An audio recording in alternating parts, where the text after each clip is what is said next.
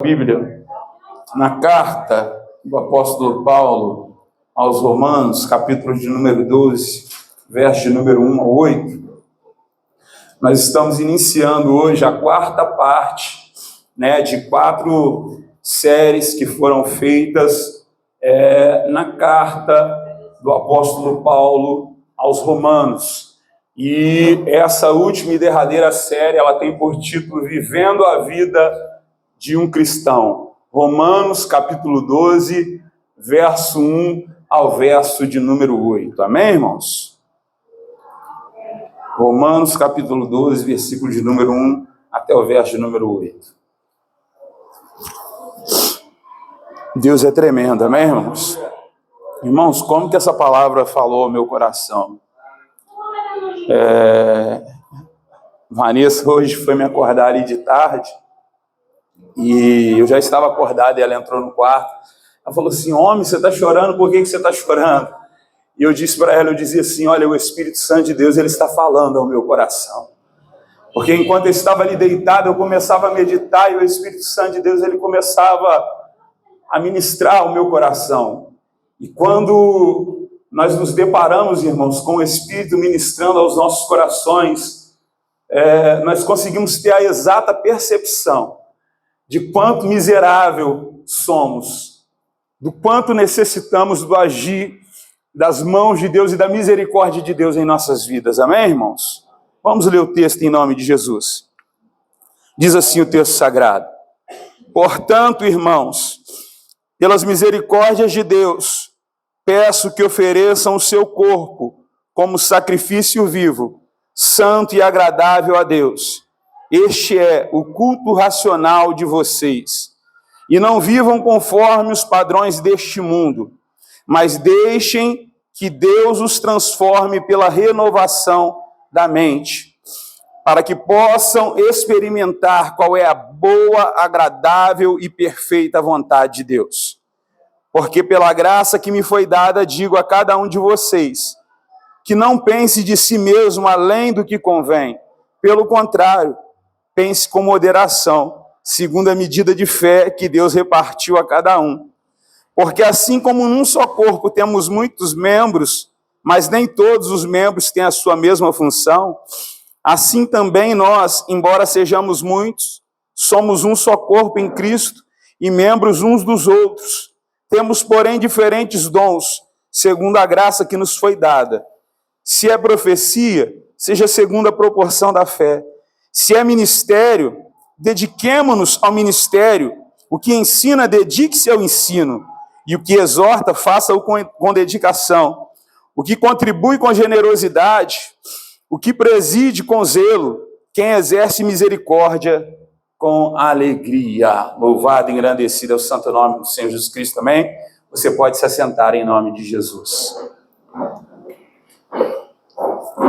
Essa carta do apóstolo Paulo, irmãos, ela tem algumas características que são muito peculiares. É interessante, irmãos, porque do capítulo de número 1 até o capítulo de número 11, o apóstolo Paulo, ele vai nos mostrar tudo aquilo que Deus fez por nós, através da justificação, através da obra da graça, através da obra redentora da cruz, e ele vai mostrar este operar de Deus para nos capacitar e nos dar acesso a essa salvação que nós não tínhamos e não merecíamos.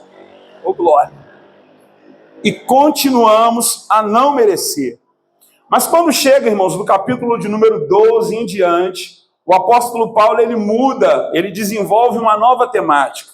E a partir de agora ele não vai mostrar apenas aquilo que Deus já fez por mim, aquilo que Deus já fez por você, mas ele vai mostrar agora o resultado prático na nossa vida, no nosso relacionamento diário, na nossa prática de vida diária, de que aquilo que Deus operou através de nós ou em nós, se utilizando da graça, se utilizando da justificação, que isso agora, irmãos, tem que ser evidenciado na vida cotidiana do dia a dia. E eu acho interessante, e eu até marcava ali, que a vida cristã, ela não começa pelas obras, mas pela graça. Mas a graça sempre produz transformação. No capítulo 6, é interessante que no capítulo 6 de Romanos, quando o apóstolo Paulo ele ainda está falando sobre a graça, e ele fala a respeito do novo nascimento em Cristo, ele vai dizer, irmãos, que agora nós não devemos mais reproduzir aquela vida de outrora. Nós não devemos mais vivenciar, ou caminhar de acordo com as práticas que nós praticávamos antigamente. Porque se de fato fomos alcançados pela graça, se de fato fomos justificados em Cristo, agora nós temos que viver uma vida condizente com esta graça que produz frutos dignos de arrependimento em cada um de nós. E é sobre isso, irmãos, que esta nova série, que este capítulo 4 desta nova série, traz em seu ensejo. Amém, irmãos?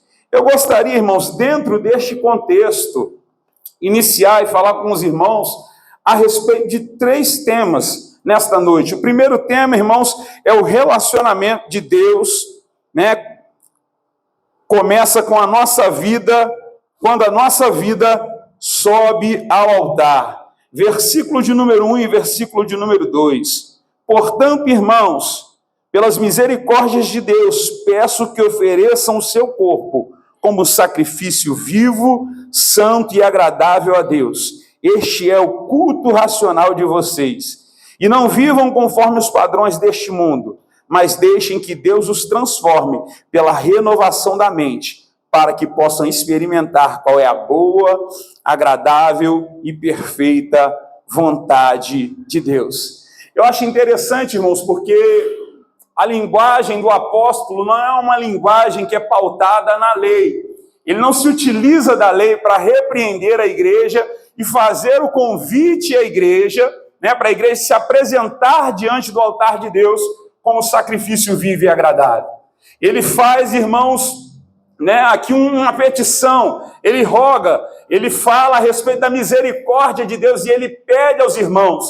É quase que uma linguagem pastoral, dizendo para as ovelhas, olha, eu rogo, eu intercedo, por misericórdia, se apresentem, façam isso com amor, sem repreensão, sem força, sem violência. Se apresentem diante do altar de Deus, como sacrifício vivo, como sacrifício agradável ao Senhor. A Bíblia vai dizer, irmãos, em Hebreus, capítulo de número 13, versículo de número 10, até o verso de número 15, que o próprio Cristo é o altar de Deus. O altar de Deus, irmãos, que agora, através do seu vitupério, ele é transportado para fora do arraial.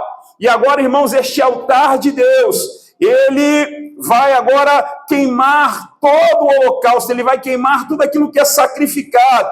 E eu acho interessante porque na antiga aliança, irmãos, quando algo era levado para ser sacrificado, quando um animal era levado para ser sacrificado, aquele animal ele era colocado sobre o altar, e o altar do holocausto, ali tudo era queimado.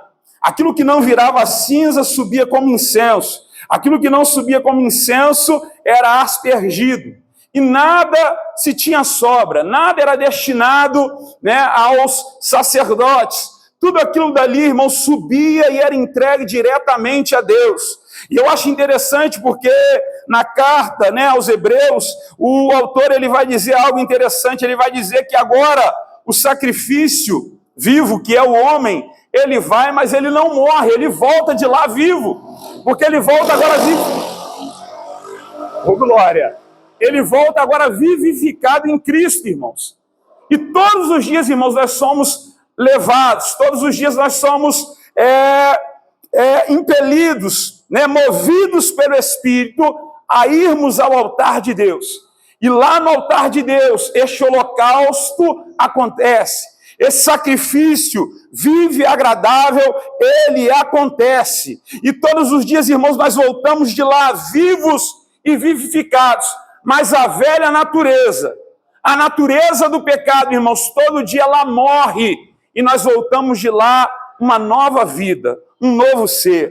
Eu acho interessante, porque quando o apóstolo Paulo faz este convite, aos romanos, faz este convite à igreja, de irmos, irmãos, até o altar de Deus e nos apresentarmos como sacrifício vivo, santo e agradável. O que o apóstolo Paulo está nos dizendo irmãos, que nós precisamos morrer para o mundo e iniciar uma vida para Deus.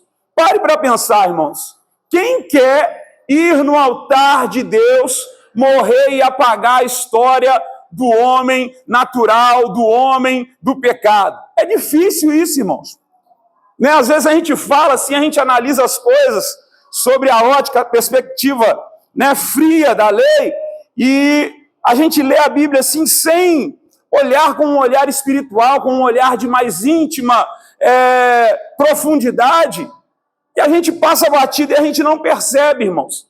Mas quando eu me deparava com este texto, eu ficava pensando assim, cara, é muito difícil ir no altar de Deus e deixar que o próprio Cristo, o altar de Deus, mate a nossa velha criatura, a nossa velha natureza. É difícil, irmãos. Porque, irmãos, a nossa velha natureza, a nossa velha criatura, ela está lutando todos os dias para poder voltar a ressuscitar, para voltar a sair para fora, para voltar a tomar as rédeas, o domínio da nossa vida. Basta, irmãos, uma catucadinha, basta uma fechadinha no sinal, né, pastor Luiz? Que a velha natureza, ela pula para fora na hora, irmãos. O velho homem, ele pula para fora na hora. Basta, irmãos, uma palavra que você veio aqui e não esperava receber, basta uma repreensão pastoral, e a velha natureza, irmãos, ela quer voltar a sair para fora. O velho homem, ele quer viver novamente. Mas o convite do apóstolo Paulo, o convite de Deus, o convite do Espírito Santo de Deus, nesta noite, é morrermos em Cristo Jesus. É nos oferecermos no altar de Deus como sacrifício vivo e agradável a Deus, deixando Ele matar a velha criatura para vivenciarmos uma nova criatura. Esses dias na célula,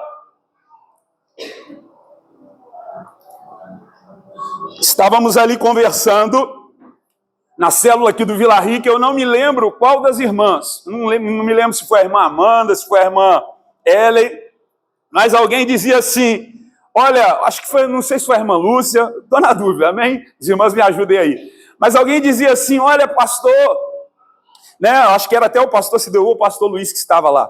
Aí falava assim, olha, pastor, eu confesso que para mim é até desagradável falar que eu sou evangélico. Acho que foi a irmã Lúcia, não foi? A irmã Lúcia disse assim, às vezes quando alguém pergunta, você é o quê, evangélica? Você é crente? Ela falou, olha, eu confesso que eu sinto, é algo até desagradável. Por quê, irmãos? Porque quando a gente olha para a prática daqueles que se dizem evangélico, daqueles que se dizem cristão nos dias atuais, irmãos, a gente vê uma prática que não anda em conformidade com a palavra, não anda em conformidade com a vida de uma nova criatura, de uma pessoa que nasceu de novo, irmãos, que foi transformada. E a irmã falava aquilo dali, eu ficava pensando comigo assim, interessante. E aquilo dali movia o meu pensamento durante a semana, e eu pensava realmente, de fato, quantas vezes eu me vi em situações no trabalho que alguém perguntava, você é evangélico? Você é crente? E eu titubeava, irmãos, e não é por vergonha de dizer que eu sou evangélico, que eu sou crente. Todo mundo que trabalha lá comigo sabe que eu sou crente em Cristo Jesus, irmãos. Eu prego para as pessoas, mas a vergonha, irmãos, é do título. Por causa da cultura que o título carrega. Né? Tem um livro que o pastor Sideu me deu, irmãos, né? Que fala a respeito do barro e a obra-prima. Que o autor daquele livro ele vai dizer, irmãos, que as nossas práticas nos dias atuais, enquanto crentes, enquanto evangélicos, elas se assemelham muito mais às práticas dos fariseus da época de Jesus do que às práticas de Jesus, irmãos. Pare para pensar, irmãos. Se Jesus entrasse em um dos nossos templos, em um dos nossos ajuntamentos nos dias atuais, será que talvez Jesus não iria nos repreender como ele repreendeu os fariseus naquela época, irmãos? Irmãos, eu quero te dizer uma coisa nesta noite. Você precisa entender e compreender urgentemente que você precisa ser uma nova criatura em Cristo Jesus. Você precisa estar em Cristo. Estar em Cristo, irmãos, é diferente de ser crente. Estar em Cristo é diferente de ser evangélico. Estar em Cristo, irmão, significa que você vivenciou a prática da entrega no altar de Deus, e que lá no altar de Deus você morreu, sendo vivificado por Ele, você ainda permanece vivo, mas as práticas do passado morreram, e você se tornou uma criatura nova. Quantas vezes nos deparamos, irmãos, com situações dentro da igreja, e eu digo isso, irmãos, de maneira triste, não digo isso para julgar ninguém, em que olhamos para a vida de pessoas que estão 10, 15 anos, 20 anos no Evangelho, e você olha, e a pessoa ainda carrega as mesmas práticas, a mesma cultura do homem natural, da velha criatura, ainda não foi transformado, irmãos. Não consegue abrir mão de nada pelo reino de Deus. Não consegue, irmãos, colocar o reino de Deus em uma perspectiva, irmãos, de prioridade em sua vida. E eu acho interessante, irmãos, porque a igreja, na atualidade, ela entrou numa vibe de tentar criar um monte de conteúdo programático, de tentar criar, irmãos, 1001 módulos para poder adaptar, tentar ajudar essas pessoas. E isso é válido, irmãos, é válido. Amém por isso. Né? Os pastores, a igreja está se esforçando. Mas eu quero te dizer uma coisa para você nessa noite. Só existe uma coisa que é capaz de mudar a sua vida. É estar em Cristo e nascer em Cristo.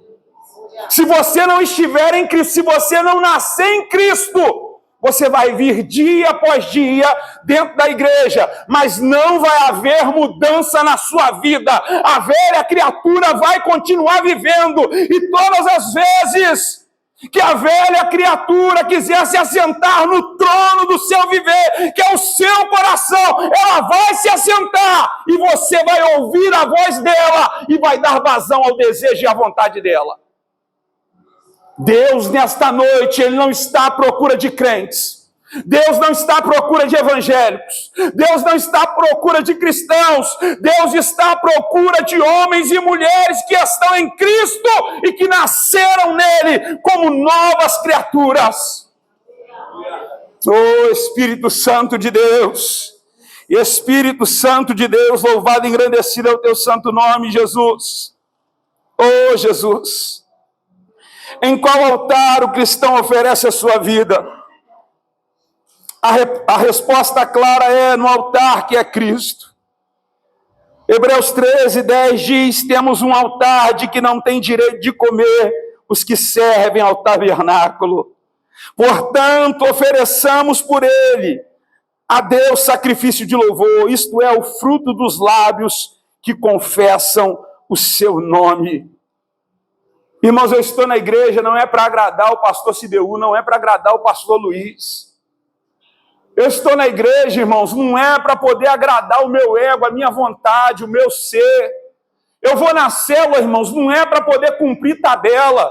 Eu não venho no ensaio, irmãos, não é para poder mostrar para os outros que eu tenho compromisso e comprometimento, não. É porque eu sou uma nova criatura, eu estou em Cristo. E se eu estou em Cristo, irmãos, o apóstolo vai dizer que aqueles que estão em Cristo, eles pensam nas coisas que são do alto. A expectativa é outra, irmãos. A mente é renovada, o entendimento é renovado.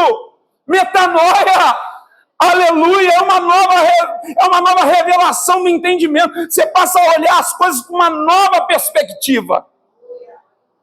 A gente precisa passar, irmãos, por essa transformação. Verso de número 2, olha aqui que o apóstolo diz: e não vivam conforme os padrões deste mundo. Tem muita gente vivendo de acordo com o padrão do mundo. A palavra, o verbo conforme, né, que vem do conformar. O que é conformar? É assumir, irmãos, uma forma. Você está em um ambiente, você está em um lugar e você se conforma com aquele ambiente, você se conforma com aquela forma. Você se adapta àquela forma. O apóstolo Paulo, ele está dizendo o oposto disso. Ele está dizendo assim, ó, não vivam conforme os padrões deste mundo. Não se adaptem à forma deste mundo, a cultura deste mundo. Não! Mas deixem que Deus os transforme. Essa transformação, entenda, escute isso nesta noite. Ela depende do seu querer, depende do seu primeiro passo, depende. Mas essa transformação, ela é sobrenatural. O homem natural, ele é incapaz de fazer essa transformação acontecer. Nos deparamos constantemente com esposas, com esposos, ao longo da caminhada cristã, irmãos, eu cansei de me deparar. Eu cansei de ver meu pai aconselhando pessoas em um relacionamento onde, às vezes, a esposa estava em Cristo e o marido não estava. Ou o marido estava em Cristo e a esposa não estava.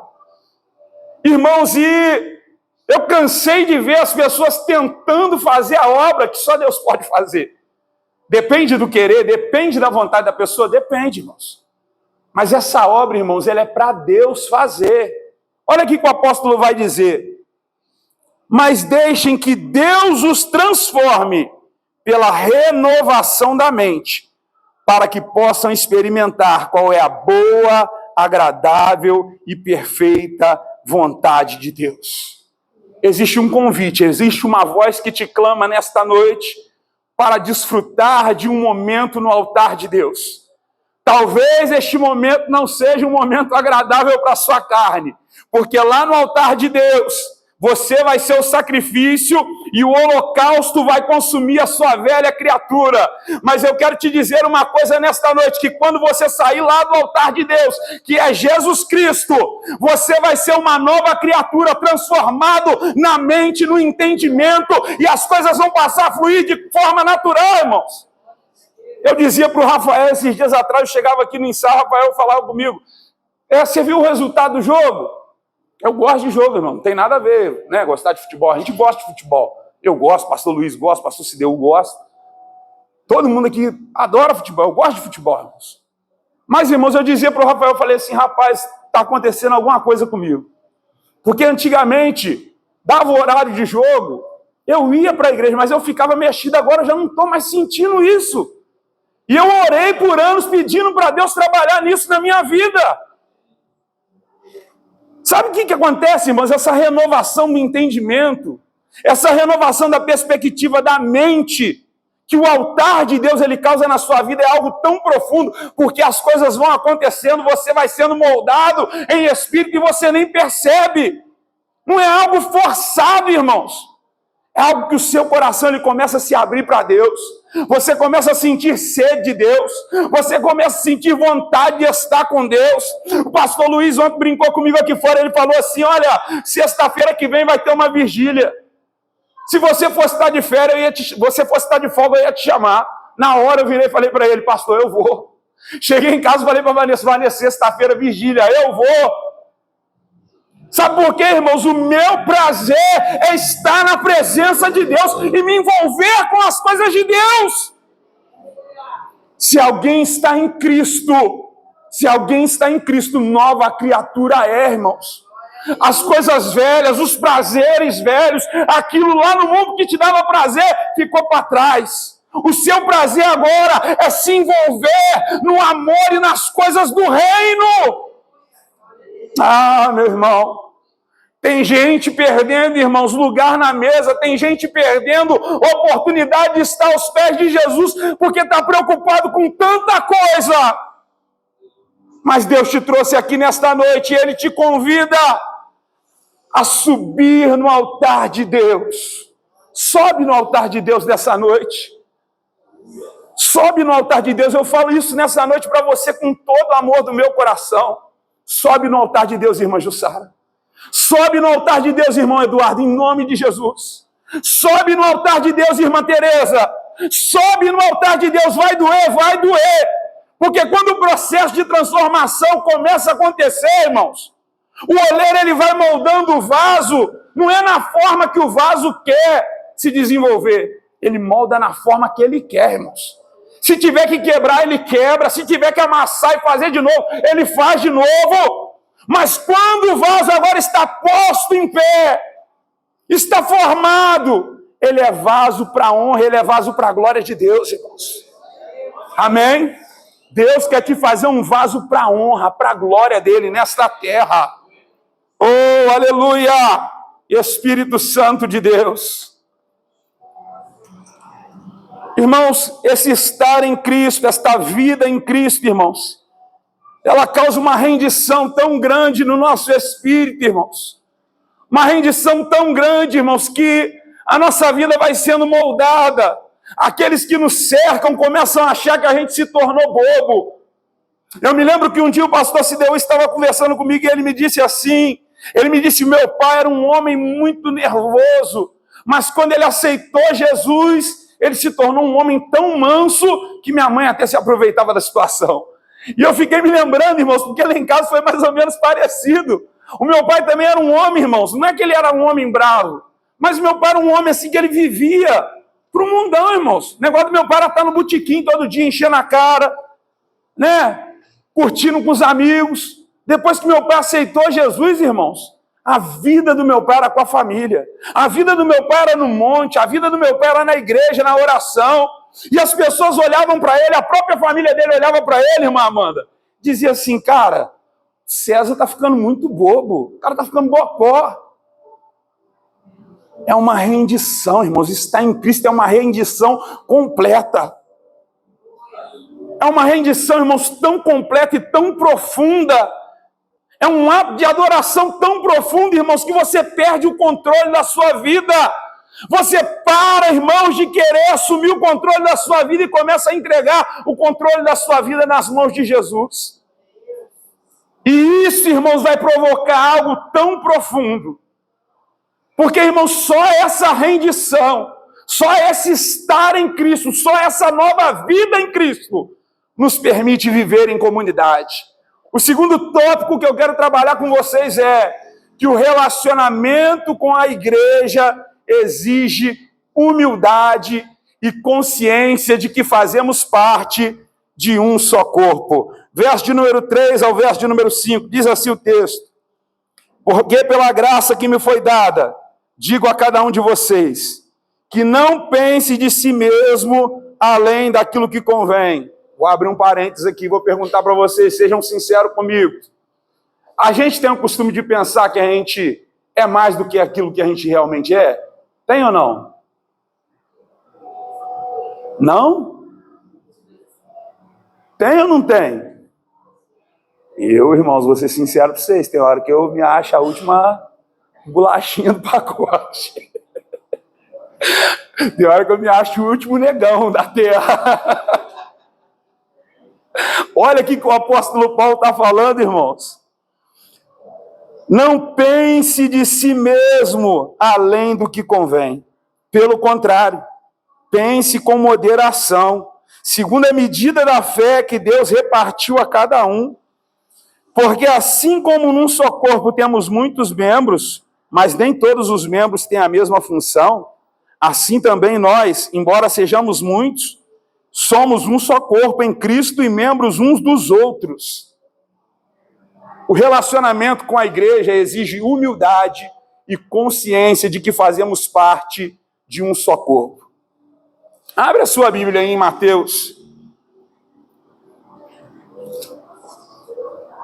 Mateus, capítulo de número 17, versículo de número 24, até o versículo de número 27. Irmãos, a gente tem esse defeito de achar que a gente é a última bolachinha do pacote, irmãos. E aí, irmãos, é difícil da gente se relacionar com as pessoas. Já viu quando o Espírito Santo de Deus está falando na igreja? Quando a gente está sendo confrontado no nosso pecado, o juízo e a justiça de Deus está, sendo inserida em nossas vidas, e Deus está falando de forma profética, de forma profunda e genuína com a sua igreja. Eu não sei vocês, irmãos, mas já aconteceu comigo. Eu dar uma olhadinha para o lado assim, ó, aquele olharzinho maroto, e falar assim, hoje Deus está falando com a irmã Vanessa. Hoje a irmã Vanessa foi pega. Não teve jeito. A gente é assim, irmãos. Deixa eu te dizer uma coisa nessa noite. Hoje Deus está falando com você. Deus não está falando com o irmão Devan.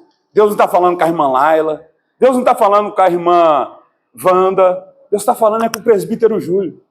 Hoje é comigo que Deus está falando, é comigo que Deus quer tratar. E Deus está me dizendo que o relacionamento com a igreja exige humildade e consciência de que fazemos parte de um só corpo. Nesse texto, irmãos, de Mateus 17, versículo de número 24 ao versículo de número 27, a Bíblia diz que os responsáveis pelo templo, eles vão chegar até Jesus através de Pedro, e eles vão dizer para Pedro assim, olha, diga para o seu mestre se ele não vai dar o imposto do templo. E aí Pedro, quando ele vai falar com Jesus, antes dele chegar para falar com Jesus, a Bíblia diz que Jesus, que é Deus, 100% homem, ele vai ter uma revelação, né, total do que está acontecendo, e ele vai dizer para Pedro, Pedro, é lícito aos filhos pagar imposto ou aqueles que não são filhos? E Pedro vai responder, aqueles que não são filhos, mestre. O imposto do templo não é para os filhos, o imposto do templo é para aqueles que não são filhos. Entenda uma coisa nesta noite, irmãos. Teologicamente, espiritualmente, Jesus ele não precisava pagar imposto. Por quê, irmãos? A razão de ser do templo é Jesus, irmãos. Ele é o Filho do próprio Deus. O templo é o lugar onde as pessoas se reúnem para adorar Ele. Estão querendo cobrar imposto dele. Perceba que a razão de ser do templo é Ele. Mas estão querendo cobrar imposto de quem? Dele.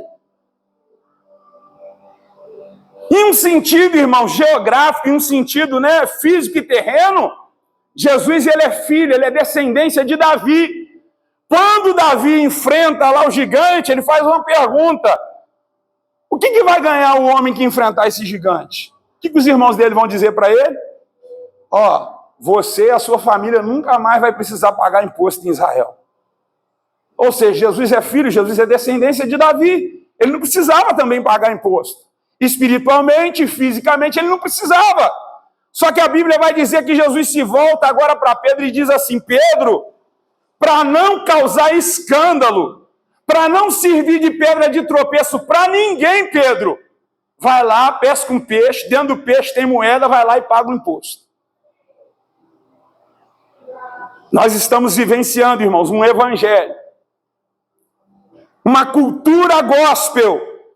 Não é nem um evangelho, às vezes a gente deturpa essa palavra, irmãos, ou este termo.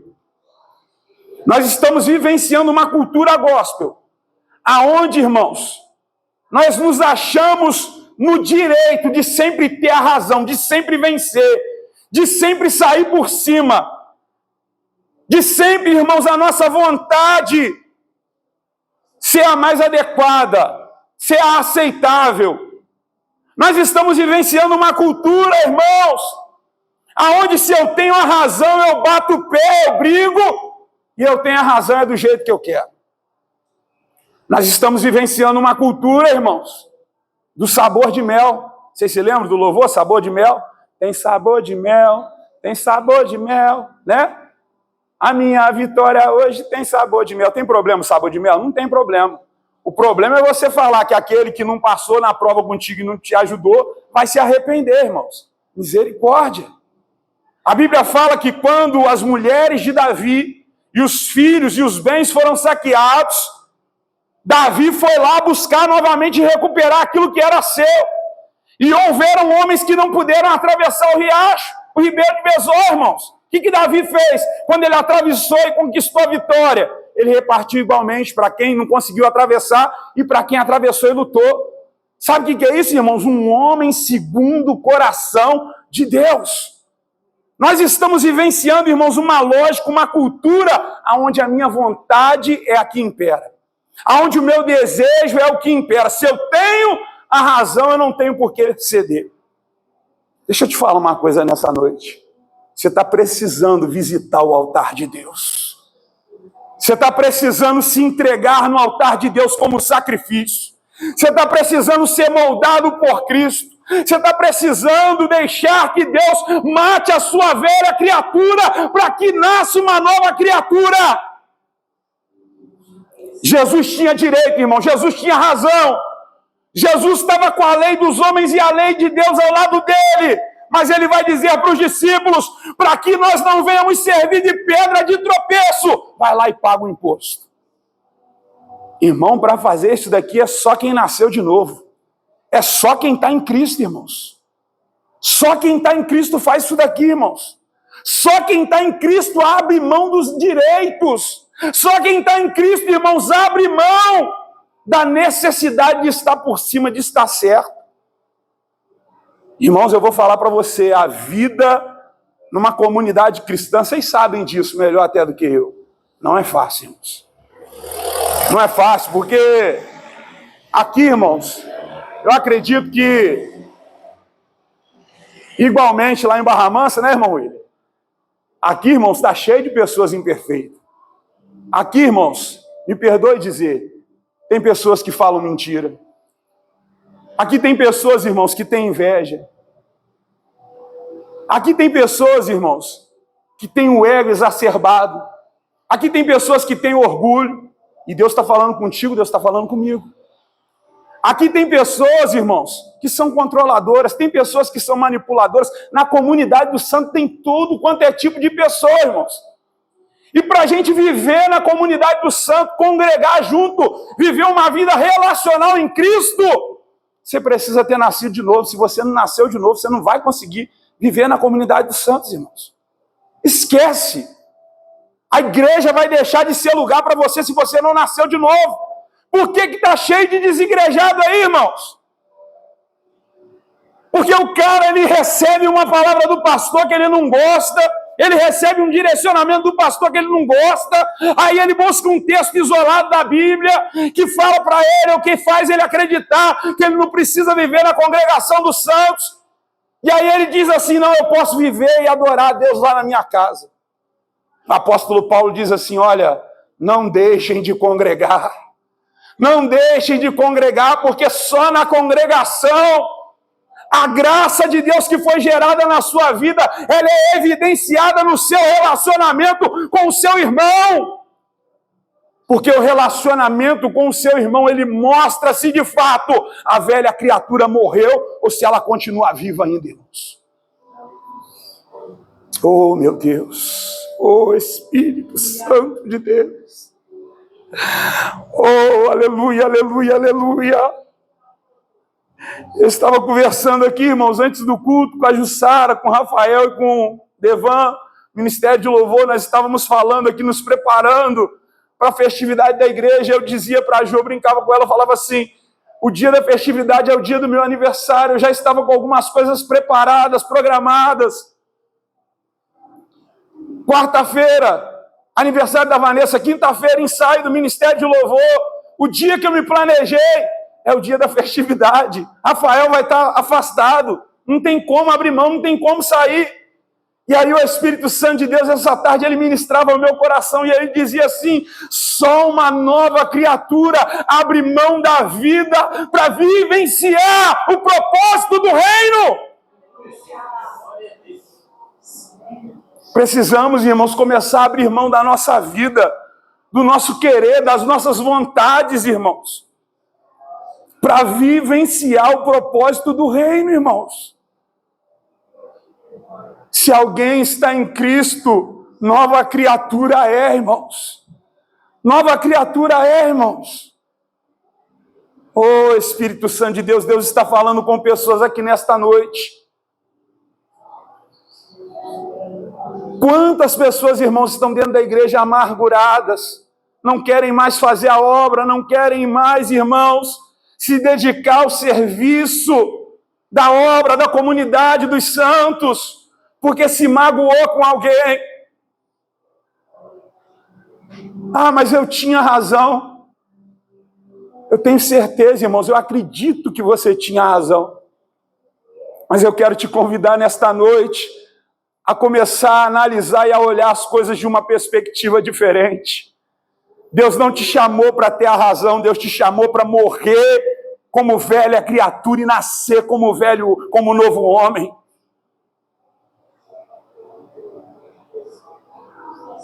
Como é difícil, irmãos, matar a velha criatura.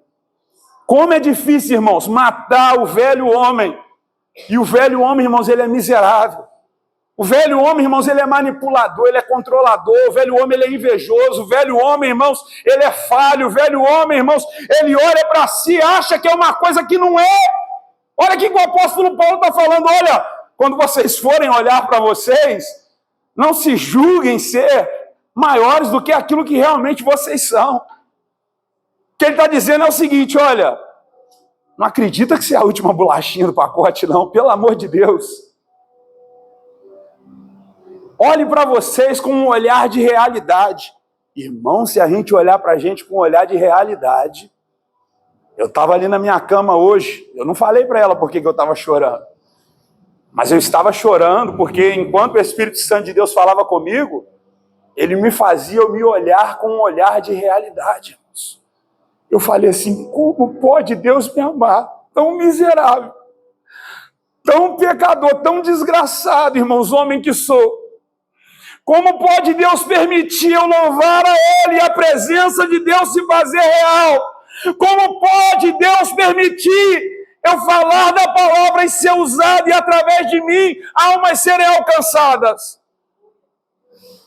Sabe, irmãos, quando você nasce no altar de Deus, quando você está em Cristo, o Espírito Santo ele que faz compreender, irmãos, as suas limitações, as suas fraquezas.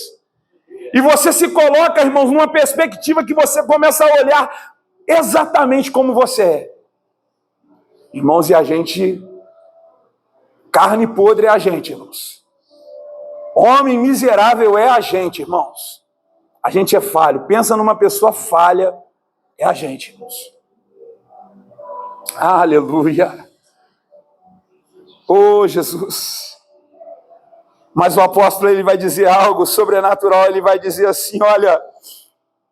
Todas as vezes que eu acho que eu sou fraco, que eu estou fraco, eu estou forte. Por quê? Porque o poder dele abunda, superabunda nas minhas fraquezas. Convida Jesus para entrar na sua vida, para entrar no seu barco. Sobe no altar de Deus. Mergulha em Jesus. Deixa ele te transformar. Começa a viver a sua vida de acordo com a vida dele, se humilhando como ele, irmãos. Eu vejo muitas pessoas dizerem assim, olha, eu sou guiada pelo Espírito. E para mim fazer alguma coisa, o Espírito tem que me tocar, eu tenho que sentir.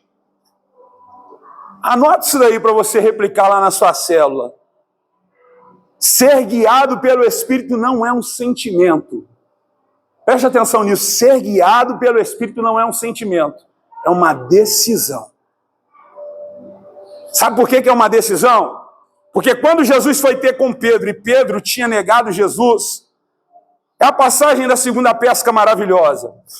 A Bíblia diz que quando Jesus se depara com Pedro, ele vai perguntar para Pedro 3 vezes.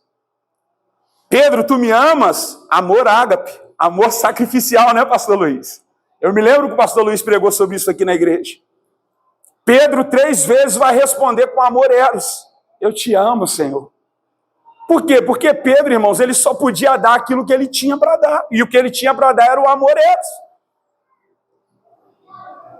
Chega um dado momento que Pedro fica revoltado e ele fala, Senhor, eu já te falei que eu te amo. Pedro não está entendendo que Jesus quer dele um amor sacrificial. A Bíblia vai dizer que Jesus olha para ele e diz assim, amém, Pedro. Então apacenta as minhas ovelhas. Sabe o que Jesus está dizendo para Pedro? Vai lá então com esse amor que você tem humano e carnal. Mas toma a decisão de apacentar minhas ovelhas. Porque na caminhada de fé cristã, você todo dia indo no altar de Deus, que é Cristo Jesus, eu vou te moldando, Pedro. E lá na frente você vai ter amor ágape. Você vai ter amor sacrificial para subir numa cruz e falar assim, eu não quero morrer como o meu mestre de cabeça para cima, pode virar de cabeça para baixo que eu vou morrer diferente dele, eu não sou digno de morrer como ele. Ser guiado pelo Espírito, irmãos, é uma decisão, não é sentimento.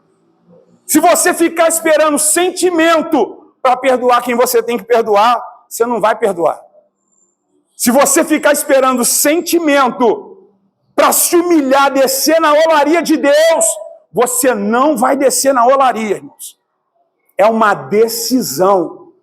Ser guiado pelo Espírito é uma decisão, é você ouvir a voz do Espírito e falar assim, eu não estou sentindo que é para descer, mas eu vou descer. Porque ele está falando comigo que é para descer. Eu não estou sentindo que é para ir, mas eu vou ir. Seja guiado pela voz do Espírito, irmãos.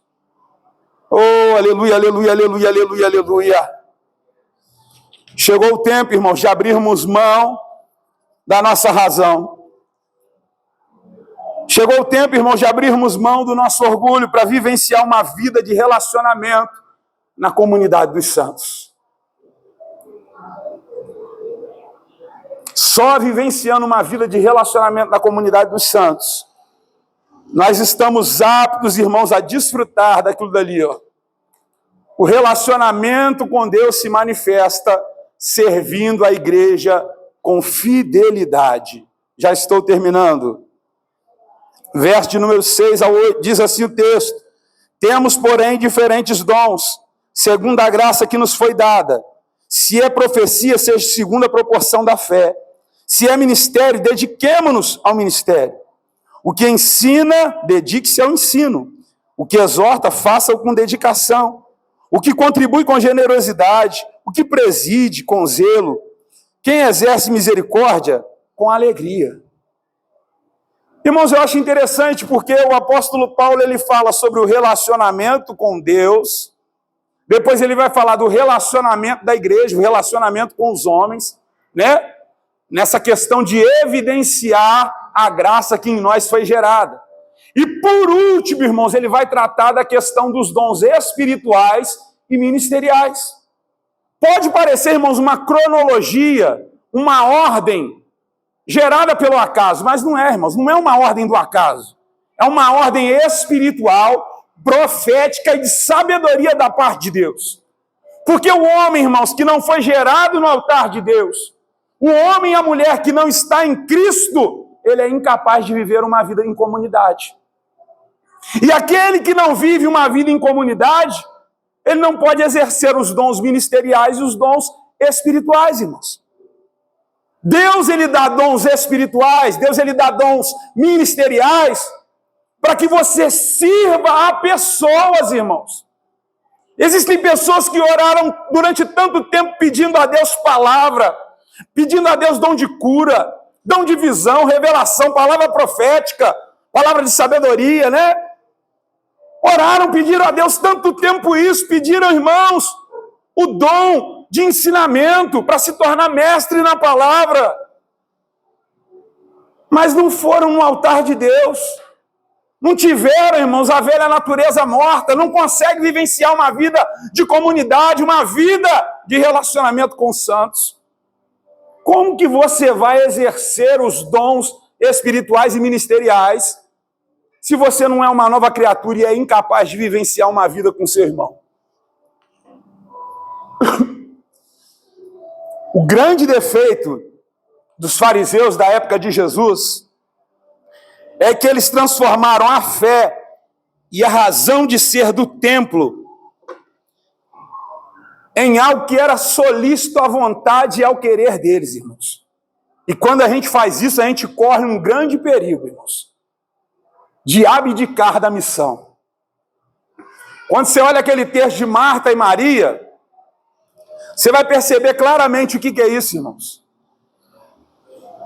Maria está sentada ali, irmãos, porque Maria ela entendeu qual era o propósito da missão. Qual era o propósito da missão? Se relacionar com Jesus. Ela sabia, irmãos, que aquele ali talvez era o único momento e derradeiro momento que ela tinha para estar com Jesus e receber naquele momento aquilo que ele tinha para destinar sobre a vida dela. Marta, irmãos, ela estava olhando, irmãos, para a casa desarrumada. Quem é mulher sabe do que eu estou falando. Tem homem também que é possessivo em limpeza. Fiquei sabendo que tem uns homens aí que é meio possessivo com o negócio de limpeza aí, né? Tem uns homens aí, né, pastor Cideu? Imagina a Marta, irmãos, olhando aquela situação. Naquela época, irmãos, não tinha banheiro, vaso sanitário como tem hoje em dia, não, irmãos. Com encanamento, né? Foi lá no vaso lá, soltou o negócio lá. Deu descarga, não era assim não, irmãos, era um buraco no chão, não tinha água encanada. Imagina quem que ia trazer água para os 12, mais Jesus, mais as duas, talvez mais alguns agregados que acompanhavam Jesus. Marta estava fazendo tudo sozinha, irmãos. E ela começou a olhar para Maria e falou assim: rapaz, que mulher cara de pau, cara. Eu estou sozinha, caminhando para lá, correndo para cá, fazendo isso e aquilo outro. Acontece com a gente na igreja, irmãos. Eu estou servindo, eu estou fazendo. Só que ela tinha perdido, irmãos, a visão daquilo que era a missão. A gente não pode perder, irmãos, a visão daquilo que é a missão. A missão de Deus para a sua igreja é pessoas se relacionando. É filhos que se tornam pais espirituais. São discípulos que agora geram em Cristo novos discípulos e vão gerando novos discípulos, mas tem que haver relacionamento, pessoa com pessoa. A gente está perdendo, irmãos, a razão de ser da missão. A gente está orando, a gente está pedindo dons espirituais, a gente está pedindo manifestação de poder, mas para quê? Esses dias lá na célula, lá, a irmã Vanessa fez uma pergunta muito pertinente. Ela disse assim: pastor CDU, a gente tem que ver poder, porque você não acha que a gente precisa de poder? Por que a gente não vê tanto poder? A gente precisa orar, a gente precisa buscar para ter poder. E o pastor CDU disse para ela assim: olha, irmã Vanessa, quando a gente começar a sair, quando a gente começar a fazer a obra, quando a gente começar a pregar para pessoas que estão no mundo e precisar de uma situação onde o poder de Deus entre em ocasião para agir em nosso favor, o poder ele vai acontecer, irmã Vanessa. E ela, depois de noite, ela falava comigo assim na cama: é verdade, né, Júlio? Que às vezes a gente está pedindo poder para quê? Para sentar no banco da cadeira e ficar um olhando para a cara do outro? Poder, irmãos, é para você ir lá fora. E o homem mau, irmãos, vir querendo te matar, e Deus te dá uma revelação profética, um rema da palavra, e você derramar sobre a vida dele, e ele cair de joelho, prostrado, entendendo que Deus é na sua vida. Mas a igreja, ela não pode perder a razão de ser, irmãos. Relacionamento com Deus, subindo no altar de Deus. Relacionamento com os homens. Vida transformada para se relacionar homem com homem.